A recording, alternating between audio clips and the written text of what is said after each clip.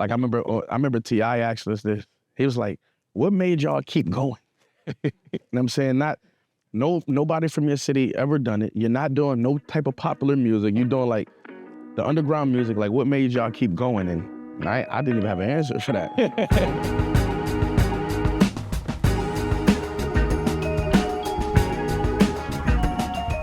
What's good, y'all? It's Bimma here. They say behind every bar, there's a really great story. And when I think of storytelling in hip hop right now, I think of Benny the Butcher. Now, I wasn't an early adopter when it came to Benny. I actually discovered Benny on Alfredo with Freddie Gibbs on the track Frank Lucas. And what I loved so much about it was them going back bar to bar, but also the authenticity that was within those bars. You start to hear this picture and this story of his life in Buffalo. So the other aspect about Benny that truly connected me to him and his music were the songs that he did with Lil Wayne. I grew up in Louisiana, and there's just such a soft spot there. Let's get to know Benny the Butcher a little bit more right now on the show. This is Bars and Nuggets on Amazon Music. Let's go tune in.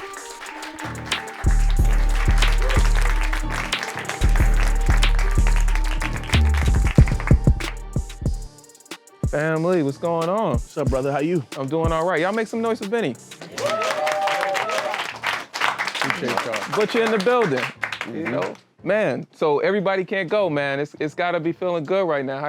Tell me what's going on? How you feeling about it? Man, I'm feeling great. I'm taking it all in. You know what I'm saying? And I'm like seeing how everything work at the major label, and I'm seeing how people receiving the music, and I'm loving it. Man, what is it? What you expected, right? Because like it's all new in that regard, right? You've been making music for a minute, but the major label thing is something different. Are you happy with how folks are responding to it, or how are folks responding to the project? Man, I'm getting a good response. You know what I'm saying? People seeing the growth, and people seeing that I want to sound more refined, and that's what I wanted. You know what I mean? I work hard on that, so people to talk about it when they hear the tracks, man. I mean, everything. Yeah. When you say, refine, and I love that you said refine hustler music. What does that mean to you? Basically, I seen somebody review my album, and these guys get technical. He had the percentages of what I was talking about, how much I was bragging. I was talking about money or jewelry. Yeah. And I'm gonna say 31% was retrospect. You know what I'm saying? That was the highest percentage out of everything. You know what I'm saying? So, that type of, you know what I mean? Huh. And it's funny you say percentages because it made me think about sports. Right. What percentages when you think about and maybe looking forward, how do you want to spend time when you think about crafting these stories and these projects? What do you want those stats to look like? Man, I want to be a storyteller, you know what I'm saying? Definitely. But I want people to get all kinds of feelings from my music. Joy, pain, laughter, hurt, envy, jealousy, you know what I'm saying? I want to pull emotion out the listener any way I can, you know what I'm saying? Any way I can. It feels more like a movie. Exactly. Right? Man. When you think of the landscape today, and more so I'm speaking hip hop, this album, Everybody Can't Go, how do you feel like that fits into today's, landscape? And I think a lot of people is, seeing new success. I know I am. I know NBA players, every year they sign new young guys, the NFL, people get college degrees every day. People progressing in life. Life is life.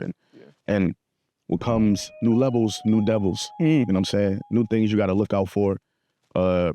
Maybe things that wasn't on your radar before you was in a different position. Yeah. So when I say everybody can go, I mean people, places, and things, even habits that I have myself.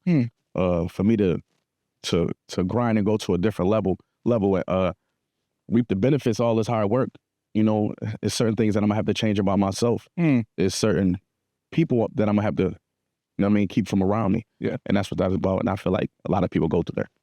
Two people in particular that stick out to me that you are around, even more now because of the project y'all worked on together is Hit Boy and Alchemist. Yeah. And I think about the output of work, when we sat with Hit Boy and, he was talking about he's like, I live in the studio. He's like, when my son comes, he's in the studio. Right. My pops now, I keep my pops in the studio. Right. I make sure he in the booth. For you, being around them and in this project, what did you pick up from them? What did you observe? Man, just keep doing everything at a high level. You know, Al produced half the album, Hit Boy produced half the album. You know, these guys just nominated for Grammys. You know, so it's like they on to the next thing. Yeah. You know, they not gonna sit back and let this, you know what I mean, be the rest of what they do for 2024. You know, they after it. You know what I'm saying? Them boys is after it, and that's what I learned. You know what I mean? You gotta, you know, it's a Super Bowl every year. You know what I mean? It's an NBA championship every year. So we proud of you that you won last year, but this year it's another one. So you gotta go after it. You gotta go after it. How do you balance between that mentality and also being in the moment of what's happening right now? Man, Royce told me a long time ago, sometimes you can't even stop to smell the roses. You know what I mean? But I feel like I slowed down to smell the roses, but I don't know if I stopped yet. So it's just, that's funny. You know, lock myself in my grind. You know what I mean? Yeah. I think the thing that kind of came to mind with that was also, you know, there's Hit Boy, there's Al. Were there other, you know, maybe collaborators behind the scenes that that you kind of tapped in with? Because, you know, as we said, like, this is the first project with you on Def Jam. And so I imagine some things had to be a little different, and maybe you were looking for insight from different people. I mean, definitely. I'm vocal about the advice I got from J. Cole. You know what I'm saying? I questioned him a whole bunch. I asked him a whole bunch of questions and kept him on the phone. You know what I'm saying? Asking him.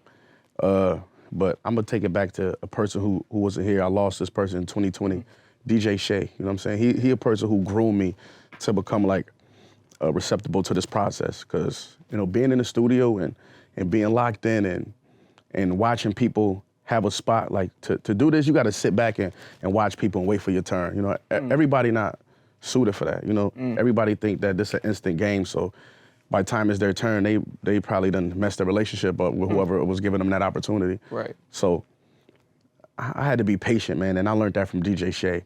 You know what I mean? He was like the first guy who pushed me and told me, like, yo, you that guy. You one of the best. That helped me to you know, stay in the mind frame that where I need to be in the studio. A lot of times I would have been in the streets and he kept me out too. Yeah. It's kind of crazy when you have someone in your corner that, like, sees it, and sometimes you know it. Sometimes I feel like the other people believe, For real. but to have that kind of one big person that comes in and believes, it does kind of change something. I feel like it unlocks something in your mindset. Man, that was major. You know what I'm saying? That was major because, like you said, he saw it before I did. So he used to say things like, yo, man, you the greatest, you the best. And I'd be like, I used to be like, yo, chill, you know what I'm saying? He used to tell me to chill, you know what I'm saying? But after a while, I started believing him. You know what I mean? And it worked for me. So What changed with you when you started to believe in that message? Like, how did it shape your approach and maybe habits? Like, you know what I mean?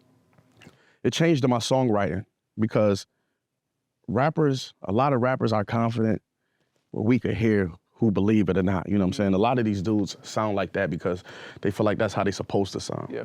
You know, and it ain't about bragging about money. It ain't nothing about bragging about being tough. It's like the braggadocio rhymes, you know what I'm saying, that, you know, guys like Jay and Drake and Wayne and just the upper echelon and Cole and Eminem. The list goes on, you know what I mean? Big Daddy Kane, Rakim, just the way these guys do it, you know what I'm saying? I just did a freestyle. I did a freestyle on the radar, you know what I mean? And I just had my hands in my pocket, just rapping. I did it on purpose, you know what I'm saying?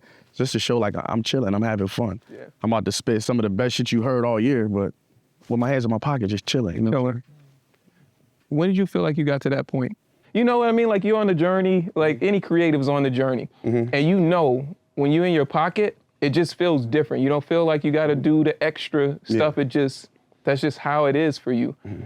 Was there a turning point, or was there like a moment or a year where you were like, yo, Shay was right? yeah, like, man, 2020, because he was telling me this when I was 19, mid-2000s. And then when the city was hearing it, and then when the world got to hear it and they kind of a lot of people felt the same way, I'm like, yeah, I'm him. You know what I'm saying? It's my turn. Yeah. And that affects how you write your rhymes. You feel what I'm saying? That affects how you approach the game, is when you believe in yourself to a certain caliber, you know what I mean? That affects how you go at it. When you were kind of early in your 20s, were there certain artists or rappers that you kind of patterned after? And then as you started to get that confidence, did it give you the confidence to kind of find Benny the Butcher's voice? Where it was no longer really concerned about, does it feel like this? It was now, it's like, nah, this is my voice. Yeah, I would say about like 2020, because as an artist, you might feel like it's a mood, or it's a beat, or it's a producer, but I had to realize, like, it's me. You feel what I'm saying? It's me, and you see the confident guys rely on that. Guys like Tyler, the Creator, you know what I'm saying? He do what he want to do, you know, because he realized it's him. It's nothing else, you know what I'm saying? So there's no boundaries in the business no more. You can actually be yourself, and people will love it. Yeah. You don't got to, like, fake an image or nothing. Like, anybody can do it now. Anybody could do it. You mentioned Tyler, Creator. Would you ever do a project with Tyler? A project, I would love to work with him, you know what I'm saying? I would wonder how that sound, you know what I mean? He could rap all type of ways, you know what I'm saying, like I could, but I wouldn't mind, you know what I mean? Yeah, it's dope to hear how open you are to working with different artists. Now, one thing that's been on my mind is you're in this transitional phase from where you've been independent, really, you know, grinding and doing your thing, and now at a major. And the reason I'm asking is because there's been so much chatter around going to major labels, right? Everybody has an opinion on it. And you've been in a very positive space with it. What I wanted to ask you is, did you have any concerns, you know, about, you know, I know Def Jam is you know, a very storied label, but do you have any concerns about, like, your creative freedom and your agency and what you've been building and going to this establishment? I didn't. I feel that way because I feel like they trusted me in a position where I came from, like I trusted them to handle my brand. And you know, like I said, I've been doing it for independent. I've been doing it independent for a few years, you know what I'm saying, at a crazy level. So I feel like they trusted that. And that was never a conversation in the negotiations, you know what I'm saying? I didn't even ask that question because I didn't even assume that, you know what I mean? And people have been asking me that since I've been going to my press run, and asking me, have they like kind of like jumped in my creative process, and they haven't, but I'm not close to that, you know, because I partner with them for a reason. I want everybody in the building to be able to do their job. If they feel like I could sound better on this kind of beat, or I might blend better with this kind of artist, I'm with that. Man, that's crazy growth. Because, you know, a lot of folks would be very closed off to. Yeah, but they do that just to say, but a label tried to tell me to do this, and I told them no.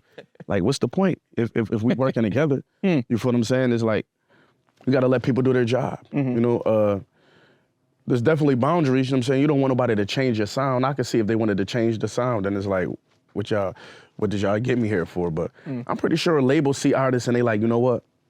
We can help make this guy that. You know what I'm saying? I feel like if I was in that conversation where they could help make me, it doesn't got anything to do with the music. It's like, you know, maybe exposure and bigger opportunities, things like that, you know? So in this particular instance, like what is it for you that you hope to, like, get out of it, right? Like, what's as you think about kind of that next phase that we're in, that we're exploring right now, what is that phase for you?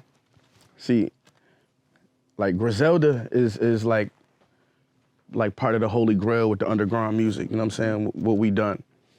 It's a whole bunch of names that go in that hat, you know what I'm saying? I'm just speaking on us. Yeah. But I wanted to take what we do to the next level. Okay. And by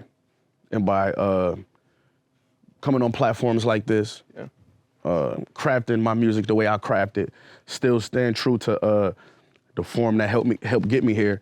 I feel like I'm speaking for a lot of artists, you know what I mean? A lot of guys who I came up in the game with, and we started in like, you know, like little bar rooms, you know what I mean? And 20 people in a crowd to 80 people to thousands. I feel like, you know, they see a guy like me and they're like, man, we could do that too. He was just here with us. You know what I mean? And it's just like almost like, look what we did, you know what I mean? Look what our lane of music done. You can go from here to here, you know what I'm saying? Because I was living in the projects about 6 years ago. you know, the growth. I just want to share that with my lane, you know what I'm saying? And show them like, look at it, you know what I mean? Because the underground boom bap, they like to say like the lyrics is forgotten, you know what I mean? The lyrical music forgotten. So this is like an ode to us, you know what I mean? Look what we doing. Yeah, you putting a stake in the ground that it's not forgotten, right? And like you really champion that sound. 100%, 100%. Right. All right, Benny, so we're gonna take some questions from the audience. I'm gonna go to young lady back here. Hi, I'm Ari. I'm from Atlanta, so we want to welcome you. I hope you enjoy the city. I do, thank you. I have a question about just your storytelling process. I know it's super important to really either speak to yourself or to the people in the world around you. So what do you find more important, talking to your younger self and people who you see in your life around you who are similar to yourself, or do you want to give a message overall to the world? Is it more important? What side do you see? Honestly, I want to give like, I want the message to go to the younger me's so they can spread it out to the world. You know, my message might not be as effective if it's not to the intended listener. You know what I'm saying? Even though you would be surprised the kind of people who listen to this music, you feel what I'm saying? But I feel like, you know, for them to understand what I'm saying and take it in and use what I'm saying, to the people who it was meant for. And it's really meant for everybody, but you know, like the hardcore kind of street stuff, I hope that lands to somebody who's going through that so, you know, they can spread the word for me. Thank you. Thank you, Ari. Elena Ari. Griselda Express. Right. What does that mean right now in this current environment, in where you're at? Like, it's the Griselda Train. I believe like it started from Griselda, Black Soprano family, drum work to a spread to a lot of things now. You know, some is copying, and some is paying respects as homage. You could thank Griselda, you know what I'm saying, for making this lane shiny again.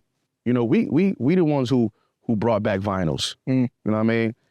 And I know people gonna watch this and say, vinyl's been here before you was born. Of course they have. Of course they have. You know what I mean? But, you know, 2017 and 2018, like you can go look right now, we got vinyls that's reselling on eBay for thousands of dollars still. You know, we kind of like revolutionized the merch game.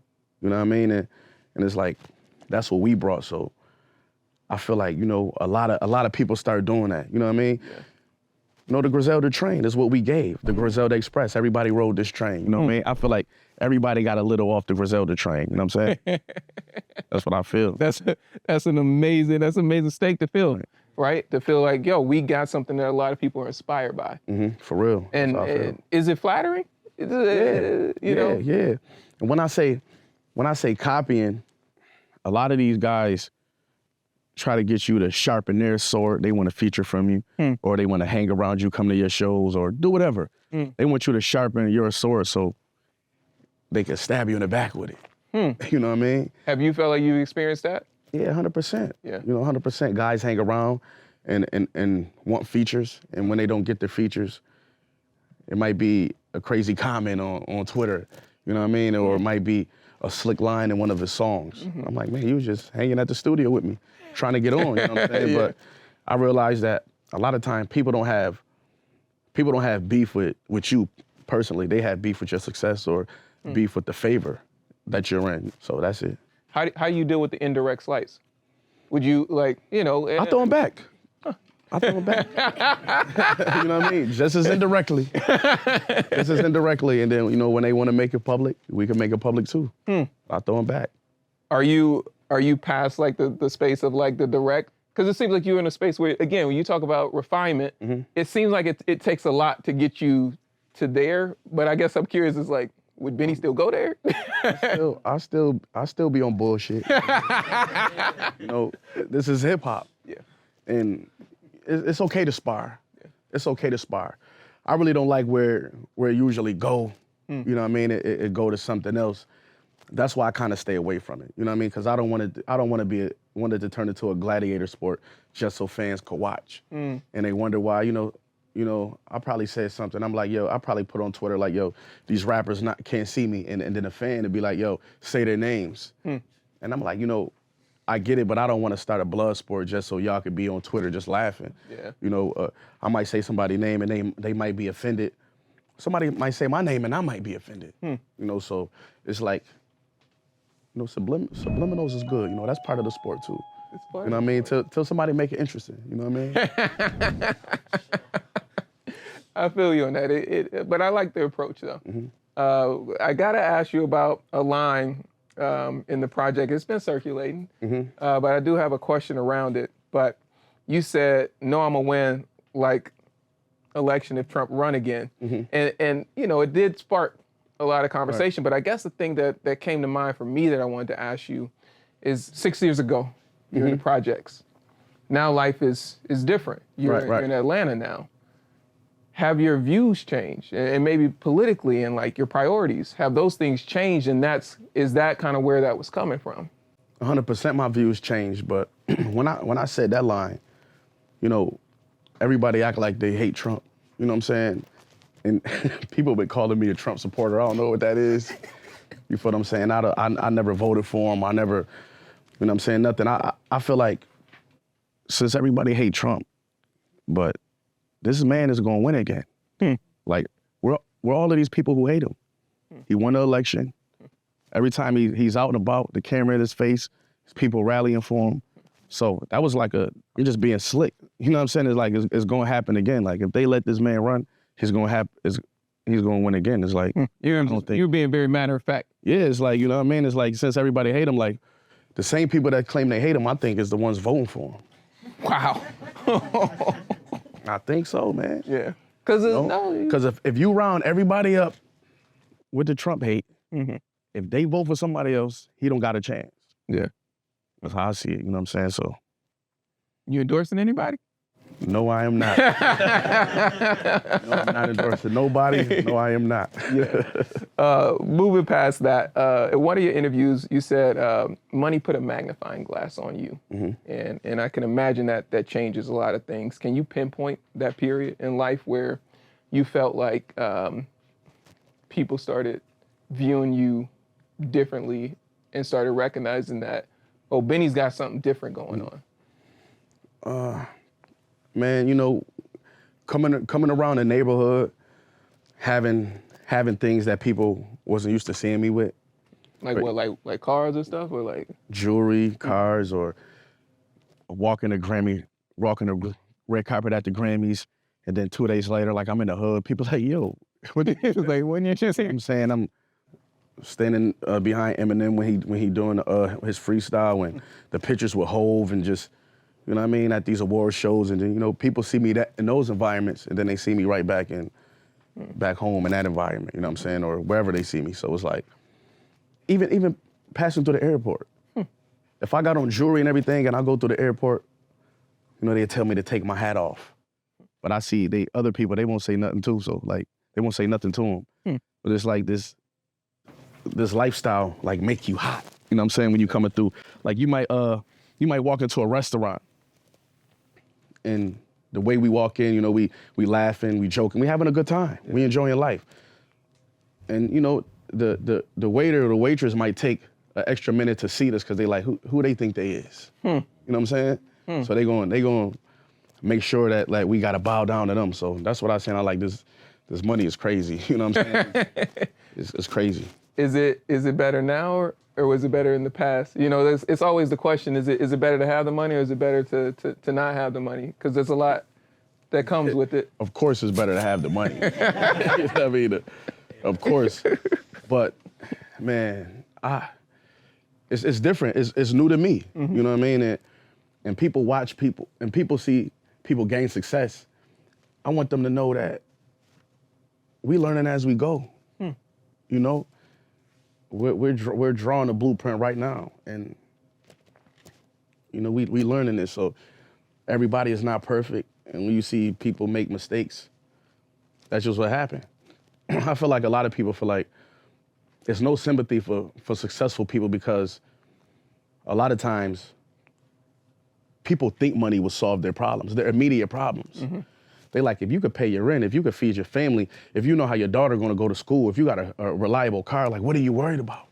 That's what people feel like. What are you complaining about? If all of those are set, but it's a lot more shit to worry about. You know what I'm saying? Besides that, Yeah. you got health, you got relationships with your family, with your friends.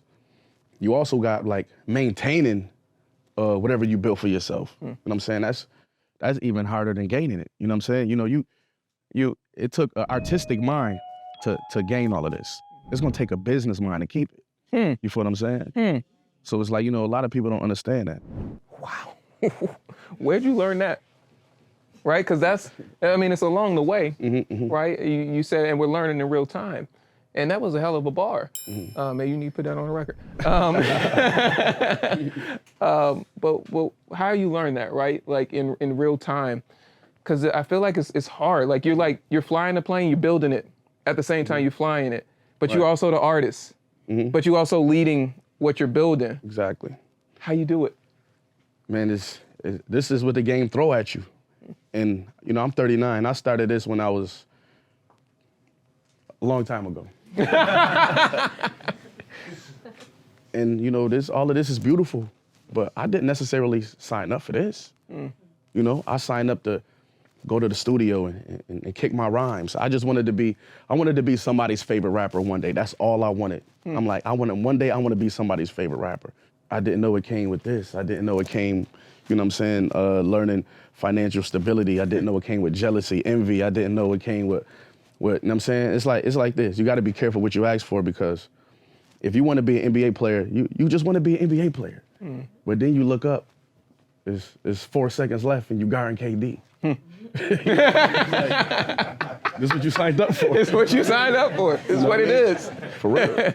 You know, it's funny you say that, because when I talk to different creatives and artists and different folks, the initial reason is kind of what you said. I just want to do it because I love it. Right. Or then it might expand to, well, I just want to be the best in this. And then all of these other things start to appear that you didn't initially see. You couldn't have seen it, because when you're that focused, you kind of focus on the thing you see, and then everything else gets kind of cloudy. Right.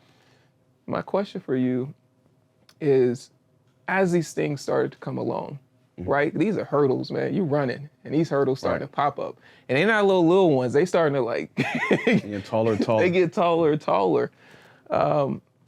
What is the purpose for you that allows you to find the energy to dig deep, to keep going, when you know there's always going to be something that shows up?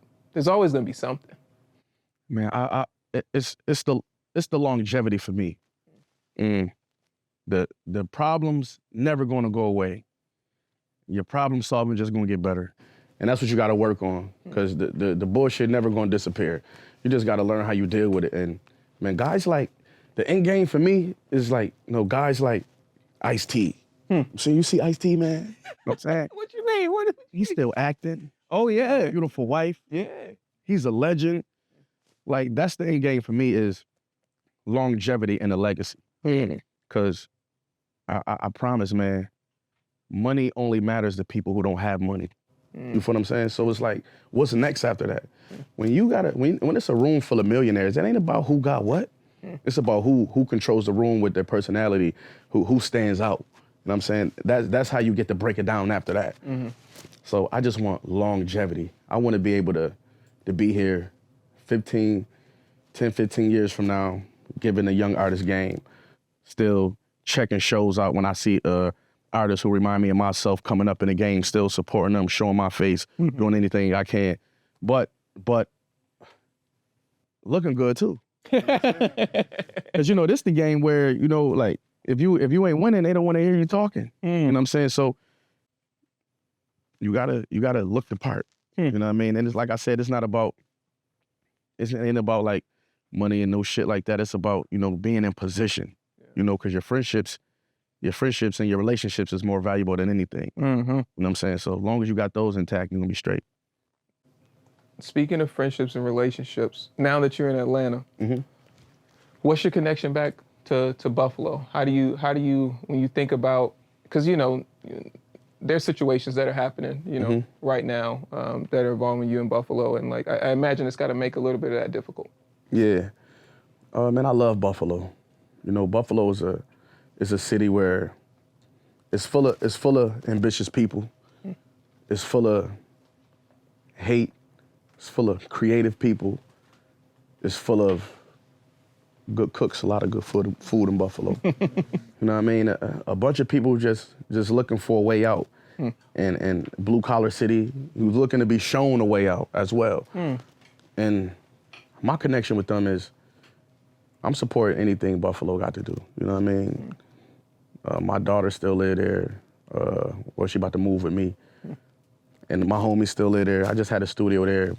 But it is hard, you know what I mean? When you come up how I come up, and trying to have that connection to the city, and people feel like, you know, a lot of people feeling like you're not doing for them. You know what I'm saying? You're just doing for your circle. Like I was just talking about, like not really understanding the position that I'm in, because, you know, for a lot of people, this is the end game. This is the end game. You know what I mean? Where you at right now? Exactly. Yeah. You know, you got people who stuck in the hood. You got people, even the people who getting money in the hood, they still want to get out the hood. You know what I'm saying? They ain't figured that out yet. Yeah. They figure out how to get money in the ghetto. Yeah. But they ultimately want to leave the ghetto. So it's like, man, just trying to show the city, you know what I mean, that we can do it, and our mind frame got to change, and I mean, just reaching back and helping, you know what I mean, and finding artists and just showing them one of us could do it, you know what I mean? And so for you, it seems like that vehicle is like in the music, or perhaps in some business ventures, right, where you can figure out how you can help folks find opportunities. I guess, how do you resolve it with, like, you know, the mass population, and like, does that ever weigh on you, where you feel like there's just this huge responsibility, you know, because, you know, from rap perspective and maybe other aspects too, like, spotlight's on you when it comes to Buffalo. 100%. Man, what I try to do is like this is what I do the most, like random acts. You know what I mean? Like I like to do things that's going to directly affect the cause. You know, donate money when I can, or, you know what I mean, give somebody some money, stranger some money. Yep. You know what I mean? You never know how long, well, you know how far that's gonna go. I wish somebody would just stop and gave my mom a few $100s. That would have changed the way we would have ate that night for the next few nights. You know what I'm saying? So, you know, just do the random acts of kindness, and just make sure whenever the city, like, you know, when it get crazy with the snow, or just anything happening in the middle of the city, just making sure I'm tapped in, I know what's going on, and I'm around to help. Yeah, man, I think it means a lot, I'm sure, to a lot of folks in the community, that you're still around, you're still able to help, and I understand, like, a lot of, you know, things come too. Some people don't care unless you're helping them directly. You know, but that's the thing about it. You know what I mean? Some people don't care that you help the old lady do this, or that you help a young artist do this. Like, why you didn't help me? You know what I'm saying? So it's like, it gets crazy. This is what I wish. I wish everybody could be in this position, so they could see how, like, you know what I mean? So they can see. Feel. Exactly. That's what I want. Cam, you got a question for me? No, that's my man. Young lady back here. Hi. How you doing? Hi, my name is Bianca. I'm actually from upstate New York as well. I'm from Albany. Nice. So my question is that I feel that your environment influences who you are a lot. Do you think that leaving Buffalo changed a little bit of who you are and your mindset at all? 100%. It opened up my eyes to a lot of things. It definitely wanted me to bring people from that area and show them the things that I've seen, you know. And a lot of times I do go back home to get creative.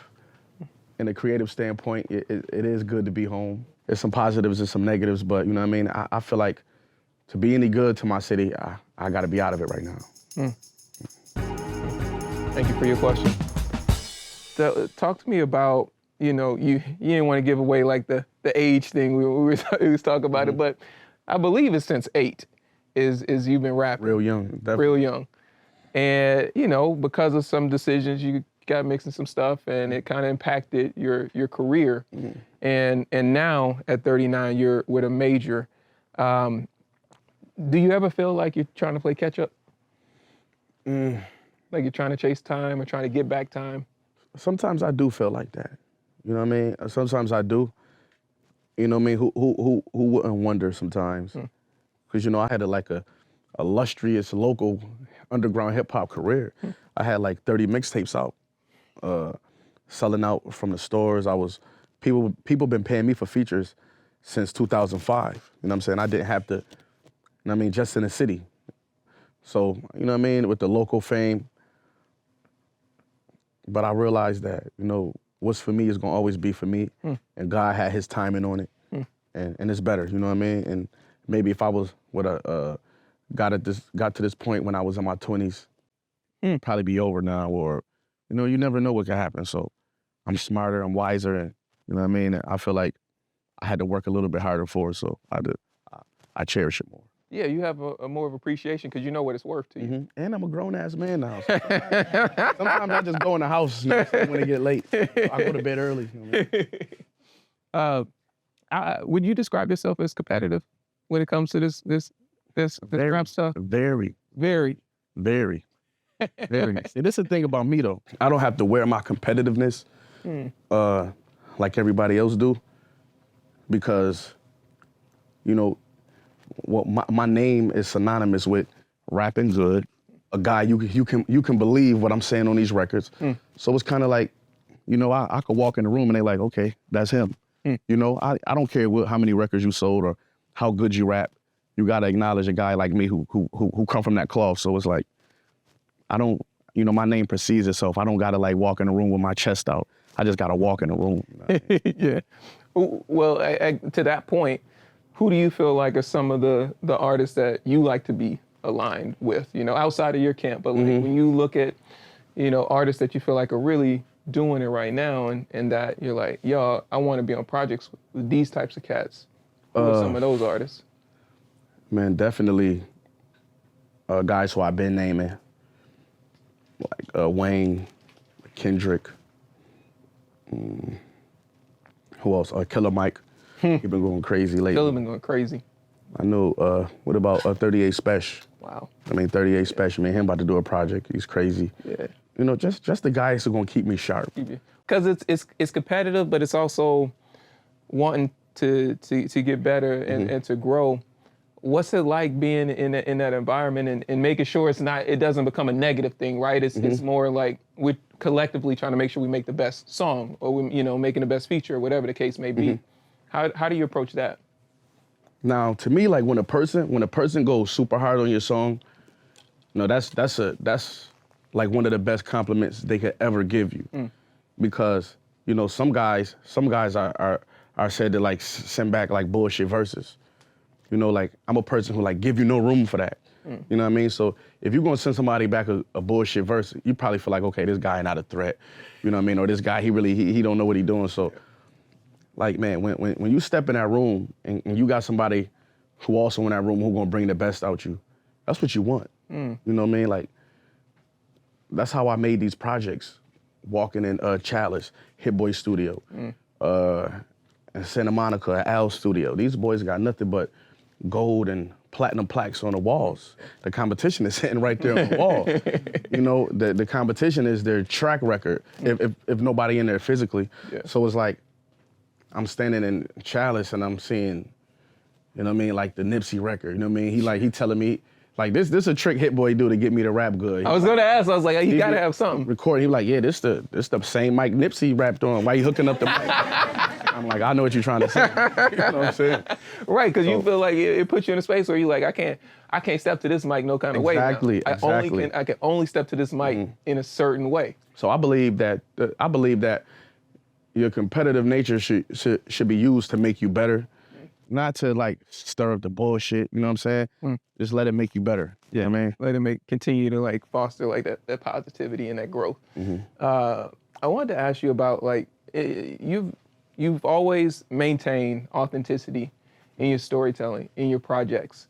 And the hoodie you got on, right, is Young Thug. Right. And we look at what's happening today with his case, right? And they're trying to leverage, and they are leveraging his lyrics and these things to try to associate it with stuff. Do you ever have concerns about that with your own projects and your own like words? Do you ever have concerns like they're gonna try to use these things on you? Yeah, 100%. Because if they do what they do in the Thug, if they use every rapper's lyrics against them in court, man, we all going to jail tomorrow, man. You know what I'm saying? We all going to jail. So it's like, and there's two sides. I say this too. If you're using our lyrics, I got lyrics where I probably said like, I got 1,000 keys on a banana boat. I also got lyrics where I say, I'm never selling dope again. So who is the referee to go in there and pick and choose which lyrics are real? No, he meant it when he said he had 1,000 keys on a banana boat, but he didn't mean it when he said he's not selling dope. So it's like, you know what I mean? Yeah. It's kind of sketchy, and it kind of puts it in a reverse where instead of trying to catch a guy doing something bad and revert to his lyrics, they're going to start in reverse. They're going to go to the lyrics first. They're going to judge a certain group of rappers who rap in this way and then put a certain set of eyes on them to, you know, to try to fumble somebody up. Yeah. Even if that shit sound like some conspiracy Jason Bourne shit, like that's how I feel. You know what I'm saying? You know, I don't know. Yeah, I don't know what's going on. I'm from Buffalo, New York, where our success, everybody sees it. Yeah. I'll be at a football game and the judges know who I am. The police know who I am. The kids know who I am. You know, that's my hometown, so everybody knows. And, you know, and I don't want no bullshit to get stirred up because of these lyrics and my old life and maybe guys who I still hang around. You feel what I'm saying? So it's like, who wouldn't have that in the back of their mind? You know what I mean? How does it affect now when you think about it and what you talked about maintaining, but you also talked about growth. So like, are you starting to think about like, am I gonna start to evolve different subject matter? Am I starting to think about different types of records that I'm gonna put out, like beyond the lane that you've carved? Like, remember we was talking earlier and I was telling you about the guy who did the percentages. Yes. Percentages of cocaine talking was 3%. I'm like, man, I gotta get my cocaine talking back up. It's too low. It's too low. It's too low. I gotta get it back up there, you know what I mean? But maybe subconsciously that affected me, you know? And to be honest with you, yes, because ever since I got shot, I rap about shit different. You know what I'm saying? You know, this shit do something to you, because it's like I feel like I could handle anything. Yeah. But seeing what that put my family through, you know, that was scary. Yeah. That was the scariest part of it. You feel what I'm saying? It's like my family having to make decisions about going on without me. You know what I mean? So, you know, I feel like I said, I feel like I'm strong enough to handle anything God put in front of me, but it's going to affect the people around me, and that definitely changed the way I thought about it. Yeah, because you want to be able to be there for him. You want to be able to, you know, see your daughter going to do, you know, whatever she decides to do in her life, right? And it's crazy to think like that could impact that. Yeah, but I want people to know, like, I'm going in speaking about my real life on these records, right? And I'm also trying to entertain. So I'm giving you my life story in 3.5 minutes on every record. I'm giving you different parts of my life story. So I might tell you, I might speak about how I was in prison and how I came home, and then how I took a trip with my girl. But you know, this is a 10-year span that these things happen.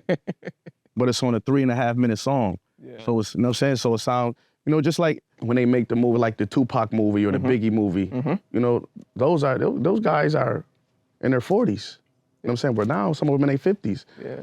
Tupac is gone. But it's like, you know, these movies are only at 2 hours at the most.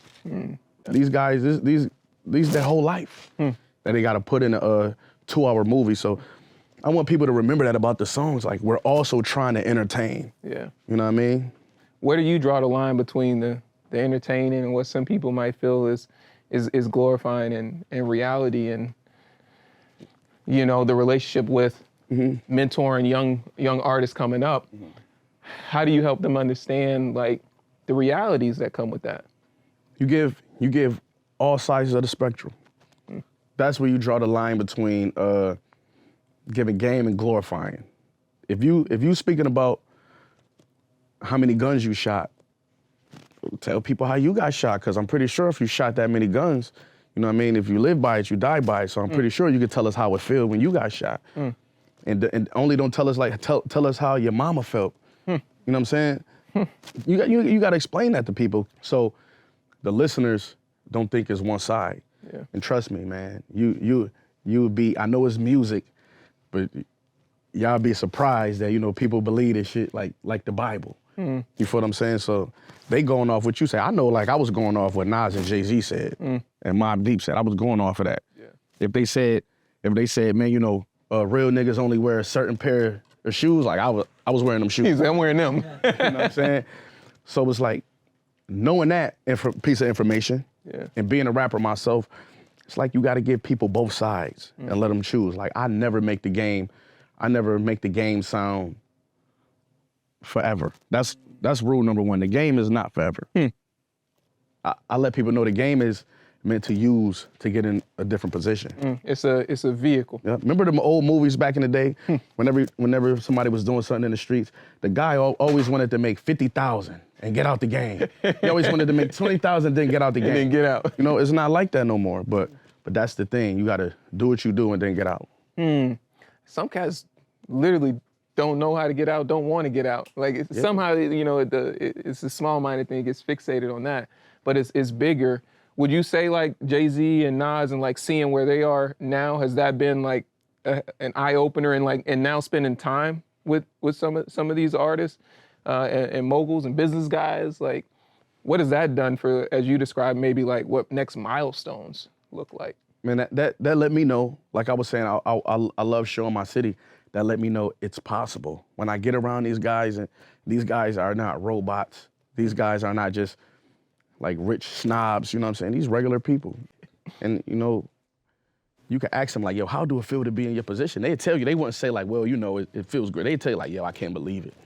I thank God every day. You know, they got the same response because they're human.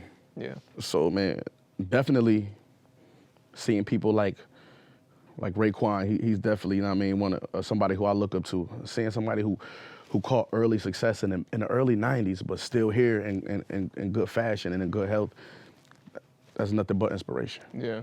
Do you aspire to have like these businesses and like grow your brand in that way? Like, you know, say a Jay-Z and what Nas is doing, or you know, a Rick Ross or something like that? Like, do you want to go down that lane? You know, because you know, I think about, you know, some of the things that you're building, you know, Black Soprano Family or the sports firm, you know. Exactly, you know what I mean? Got a sports firm, Monster Energy drink. Just anything I could do, man. You know, me and my wife, we got a wig company. Man, just anything, man. You know, I got a whole bunch of dogs. I need to start a kennel. You know what I mean? I got a bunch of them. So anything that my hand called for. You know, we was talking about this before we came. It's like sometimes you taking a test. You taking a test. I mean, you're studying for a test you're gonna take in life you don't even know you're gonna take.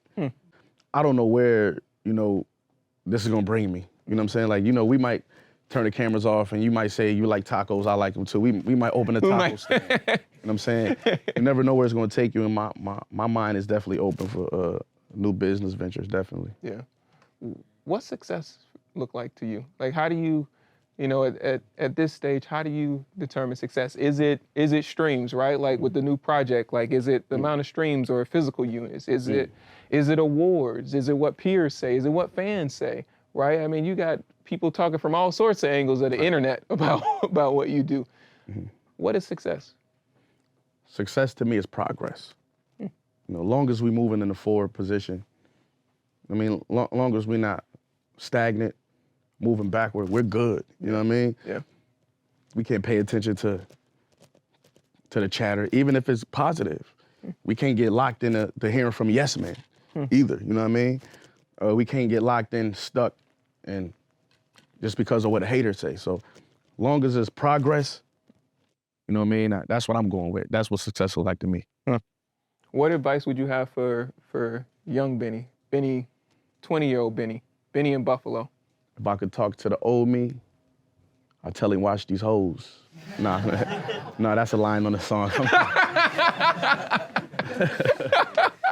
I would really tell him, you know, stay in school.